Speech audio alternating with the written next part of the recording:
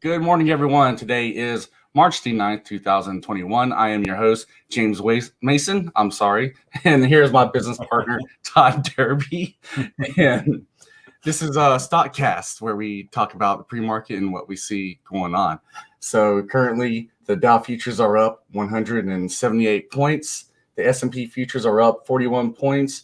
And we are seeing some continuation of this choppy bullish / bearish market, depending on the moment that you're looking at it, and probably the opposite way of how you're trading.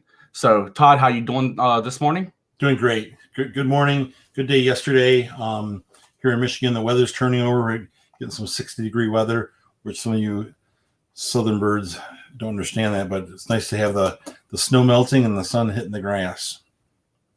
Well, it's actually been pretty nice here in Nashville. Yesterday it was in the 60s. 2 weeks ago, had like 5 inches of ice and snow on the ground, and yeah, it's nice just to get an all-around mix of everything at once. All right, so what do we have for today? So yesterday we had a wild market where, I mean, like I said in yesterday's video, it was very choppy coming out the gates.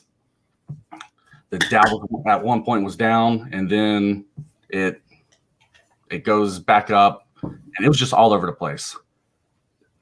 And at that point, people were just getting chopped around in trades. I was actually in Tilray, and I started getting chopped around. Todd, you were watching me in that trade, and it eventually worked out for me, but it was a little aggravating at times. Overall, the Dow was up significantly yesterday, while the NASDAQ was down. And talking about the NASDAQ being down, Tesla was down significantly. Apple was down yesterday, and today it looks like they're going to make a bounce. A little bit early to fully tell, so we will have to see how that goes. So far, Todd, what do we see in the pre-market here? I know we talked briefly about GameStop being up. Man, like, it's just unreal. Let me just share a chart right here.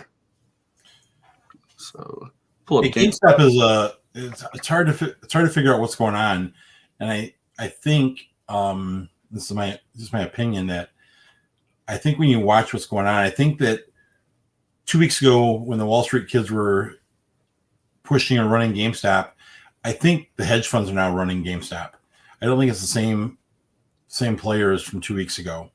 When it got down to $40, I just can't imagine all the Wall Street bets people were still holding on to that ticker. Yeah, for me, it's hard to play because I don't chase FOMO. I don't trade the stuff that everyone is trying to talk about. Once you get into trading like that, you're not even trading any tech analysis anymore. You're really just hoping. That's just the way I view it. But GameStop, man, with these just wild moves that it makes, we're talking about right here on March the 4th, it being out 121 and currently pre-market 216, just over the span of 5 days. Just unbelievable. It is unbelievable. But I do agree with you right there, Todd. Like, this has to be the hedge funds pushing this around. And with that being said, they're not pushing this up to help everyone make money. They know that there's a ton of people who want to jump back on board with this thing, ride it up a second time, and that's when they're going to clean everyone's clocks here. They're going to push it up. Everyone's going to catch FOMO again, going to start talking about diamond hands going to the moon, and then they're going to pull the rug on everyone. So we'll have to see how this plays out. Again, this is something that I don't trade, since there's more to it going on than just natural movement in the market.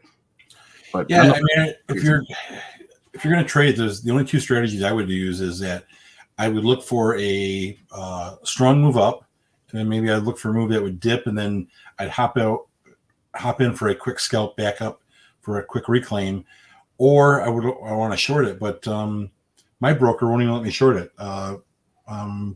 My broker and clearinghouse, they have it short prohibited. So for me, I'm just watching it. It's one of my charts that I keep on because I enjoy watching it. It's interesting, but it's a no trade for me, no play for me. Yeah, same here. in both directions. But they're actually kicking back up some congressional hearings over this whole fiasco with the GameStop, AMC, whatnot. And I'm sure this will probably be ongoing for a while. But nonetheless, like if you look back at the last hearing, it was just all around joke. They are sitting there trying to ask questions, the congressmen and women, and you can tell that they have no clue about trading the market and whatnot, which I get that, they're politicians. But nonetheless, Todd, you cut out on me. All right.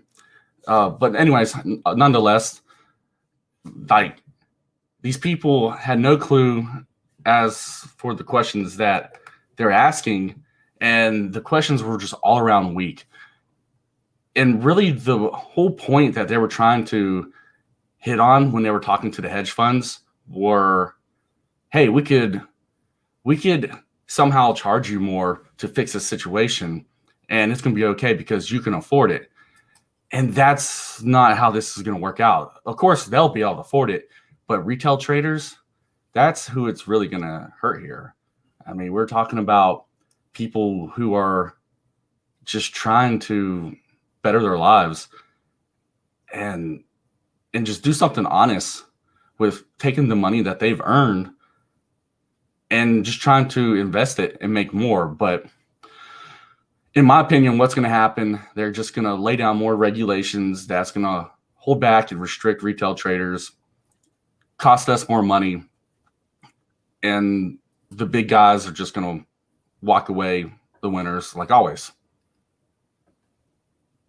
So that's just my personal feeling. I think it's important to keep in mind that if we think they're going to make rules, they're going to help us, then you're clearly misguided in what's going on in this marketplace.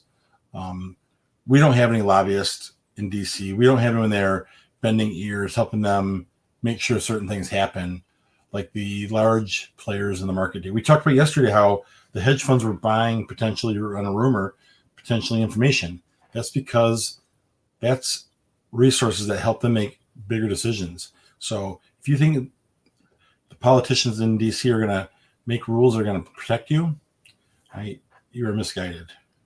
Yeah. Anytime there's a rule made, it's not, like you just said, it's not to help us out. So we'll have to see how this plays out. I'm sure this will be months, maybe a year plus in the making for them to roll out taxing shares. So who knows? We'll see. So one way they do want to help us out is the stimulus checks. I say that tongue in cheek because they're helping out a lot of other people. But I was reading something last night that the President Biden has promised the stimulus checks by the end of March, and the timeline is going to be difficult to achieve that. And so first it's got to pass the House, which is probably going to happen today or tomorrow, and then it's got to go to President Biden's desk, which will probably hit his desk by the 14th. March 14th is the timeline laid out. And then for the IRS and Treasury Department to get those checks rolled out in the next 2 weeks before the end of March, in the middle of tax season, good luck.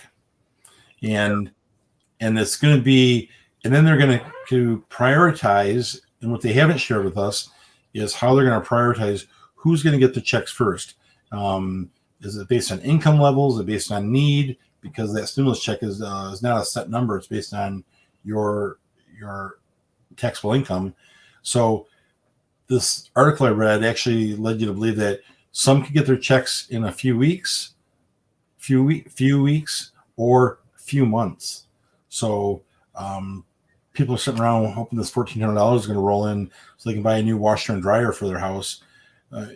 They might be going to the laundromat for a while still. And it's just, man, this whole thing with this stimulus package, anytime the government puts their hands on something, it's a failure. They can never, there's so much bureaucracy in everything. And I mean, I could just tell you stories all day long from when I worked for the government Like just the money wasted, the procedures that you have to go through just to get to another procedure, to talk to somebody who will kick you back to the very beginning over some little power struggle that they're having in the system. And I mean, it's just like this all day long. You're talking about the most least efficient system ever created, the government. If the government was a business, it would be out of business. And I mean, it's just unreal how it just keeps functioning like this. So all these people who really need this money in their bank accounts, I mean, because let's face it, like there's so many people who over the last year, they didn't make the same amount of money that they did in like 2018 and before that. COVID-19 did hit a lot of the American families and other families outside of the United States very hard. And, them not getting this money in a timely manner to people, the longer the delay is, the more of a negative impact it actually creates. And, who knows how this is going to play out, Todd? Like once people start getting these checks, they say, yeah, you're not going to be taxed on it or owe taxes. But it's not the first time the government has helped someone out. And then next thing you know, you have to pay up for it. That's correct. That's correct. So we'll see how that goes. It's going to be just a fiasco of them trying to push us through their systems, especially with as many systems that they have to run it through. So let's go ahead and let's look at these pre-market movers. We have a couple of them that we've already took a look at before the show. And yesterday we talked about ticker EYES, EYES, but the top, we'll talk about the top four pre-market movers. We have EYES, OPGN, INVO, and EARS. So we'll look at EYES really quick. So if you remember me talking about this ticker yesterday, I even said that personally I wouldn't trade it after my original alert before its first breakout. That's just how I am. We wrote it up, had a great trade, and I don't like to chase something the second time, because what happens a lot of times, you try to go back and hit something. That's when you start risking giving up your initial gains. So we see what this done yesterday. Had just a phenomenal move after the market opened here, and then pre-market here. I mean, this thing shot all the way up here to $26. It's just unbelievable. I would have never expected it. But hey, if you were in this thing, man, major props. What a beautiful trade.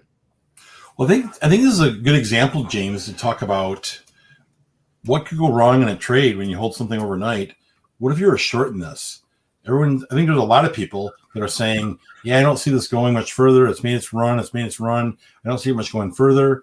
And surprise, if you're shorting this overnight, if you're doing a short swing overnight, you are in the business, as they say, effed. Hey, I've been that person. Start shorting something off of no news and swing it into the next day, and then surprise, 200% gainer. I mean, whew. Yeah. So I think part of this run, and I don't like using this word, but the float has got to be tied up pretty tight. Yeah. Where it's so I don't know what the institutional ownership on this is, but I bet you the IO percentage is decent, and good for them. Good for them. Yeah.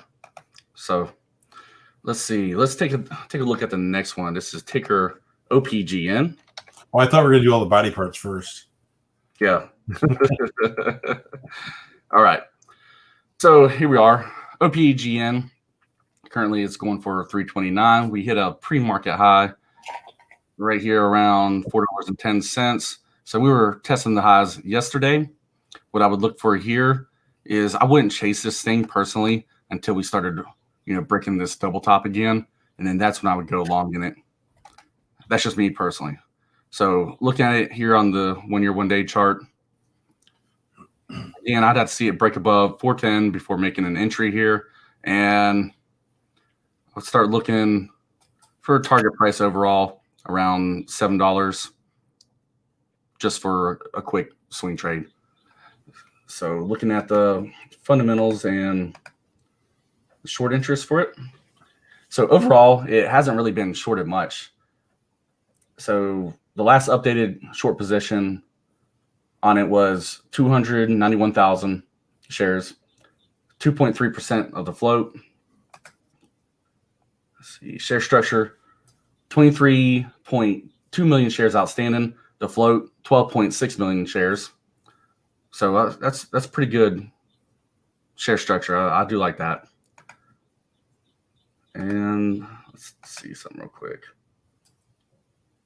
So just looking at the filings, we have a few filings over the last previous days, but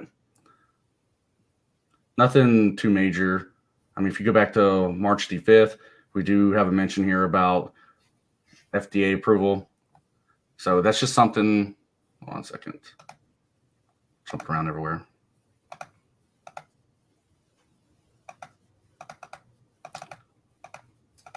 Stand by a second.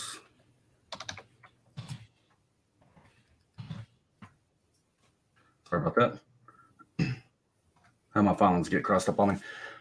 So looking at this, we do have a few filings over the last few days, and actually misspoke because my filings got crossed up there. But this ticker right here, you know, they don't have FDA approval. That was Oz I was talking about. But if you look at their filings, have a few different things here, and might be worth something to look into later. But again, right now, I would have to see this thing break above that 410 mark, that double top on the 5-minute chart before going long in it. So that is OPGN. Let's look at OGEN. This one just actually popped up on me. We are getting a push currently here pre-market. And let's see what the news is right here. Have some things coming out for this ticker. This is OGEN. So they just released their 8K disclosure. And they have a few news articles that are coming out as we speak. Breaking this down, short interest, last updated 3.28 million shares, percent of the float, shorted 3%. Share structure, outstanding shares 109.6 million shares, float 108 million shares. So that's a little bloaty for me, but there actually is a lot of hype behind this ticker. Now, do I think it's going to keep running? At the moment, I would like to see a pullback before making an entry here. So let's go to the daily chart, see what we got going on. So overall, this daily chart, I absolutely hate it. I think it looks like crap. But here we are, pre-market. I'd have to see this thing breaking above 181 before considering making an entry long, with probably an overall target, if it really decided to run, about 687. So that is ticker OGEN. Let's look at another one. This is ticker INVO.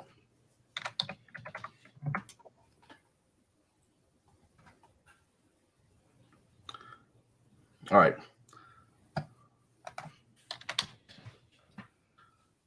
So here we are, had a major gap up in INVO, and we can see it running after hours yesterday.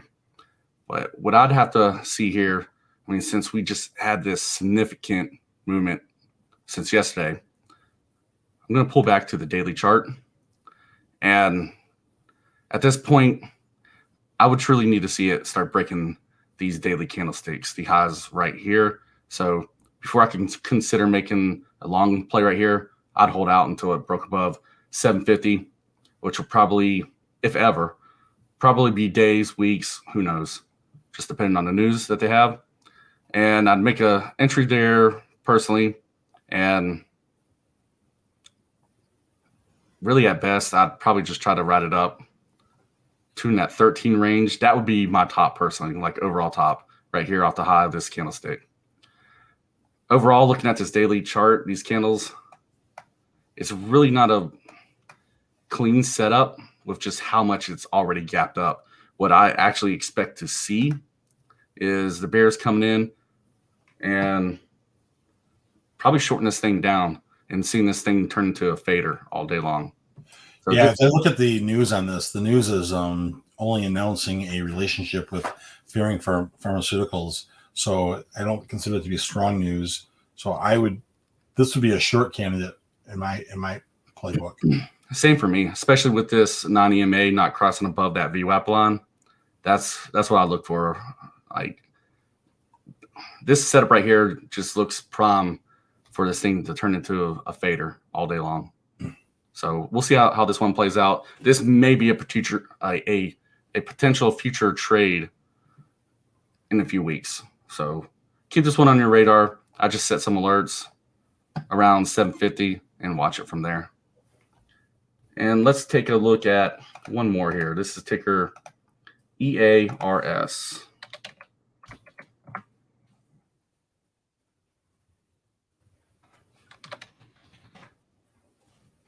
All right, so we can see this pre-market move. We're currently up 38% at 473. We hit a pre-market high around 635.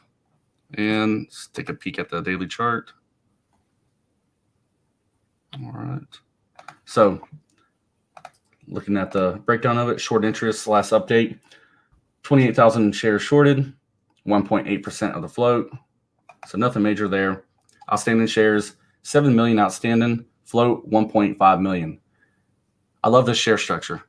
The share structure alone is honestly just beautiful in my opinion. I mean, it doesn't take much to make something like this just rip out and go bullish. And let's take a peek at the news.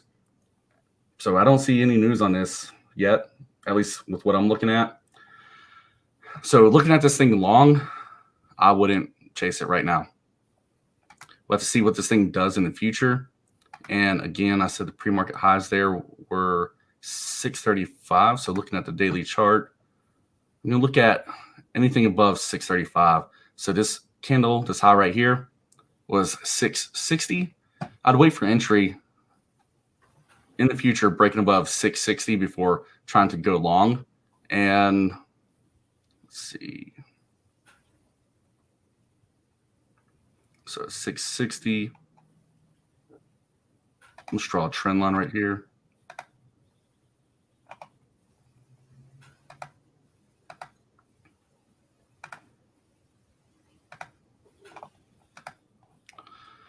All right, so at 660, that's where I make my entry to go long.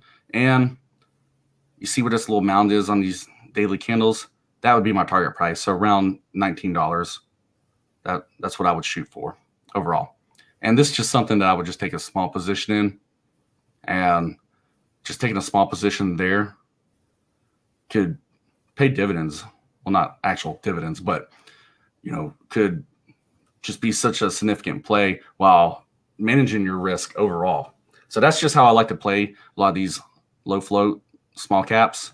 And the name of the game is being patient, waiting for your entries, and controlling your position size with keeping them small and letting them run. So, Todd, that is all I have for today. Let's take a look at some of the comments that we have in here. Anybody have any questions? Let us know. Be sure to hit that like button and subscribe. So let's see what everyone is saying this morning. So good morning, everyone. Good morning, Europe. Good morning to everyone in Maryland. And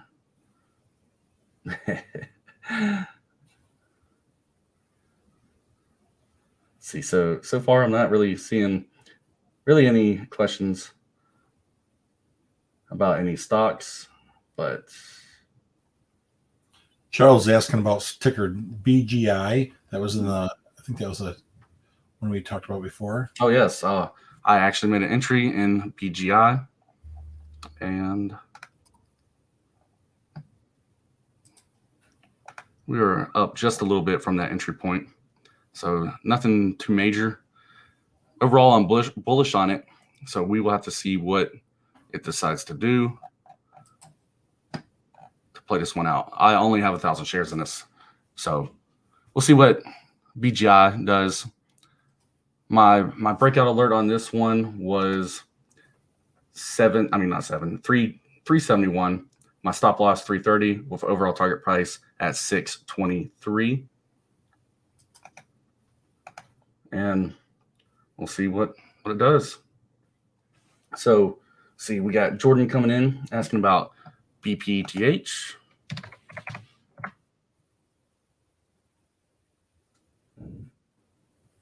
So, Jordan, yes, I actually do anticipate BPTH creeping up right before their earnings. Overall, I'm kind of expecting them to release some information. They have a couple phase 2 clinical trials they have going on, and I'm hoping that they release some significant information about those. So that is what I am looking for there. So as we have spoke about with BPTH in the past, that's one of my major ones that I like to trade, and we hit that last run right here and really cranked this one out of the park. And we're looking for a round 2. But this second round, I'm going to go with a smaller position size, like I was saying earlier, and really let this one run, if it does. So other than that, that is all I have today. So trade safe at the moment. We are looking bullish in the market still, but you know how this market is. It can chop you around like it did yesterday. So honor those stop losses. Keep those position sizes small and lock in profits when you have them, especially if you're trading options. So appreciate y'all tuning in today. Trade safe, and we will see you tomorrow at 7 a.m. Eastern Standard Time. Hey, James, real quick, just want to point out that got my Center Point thermal mug. I see you got your Center Point hoodie on today. So they're not official sponsors yet, but just want to give them one of the brokers that we use. So Center Point is pretty solid. The best fills I've ever had on any trades. The fastest. It's unbelievable. All right. Happy trading today, guys. All right. Y'all take care.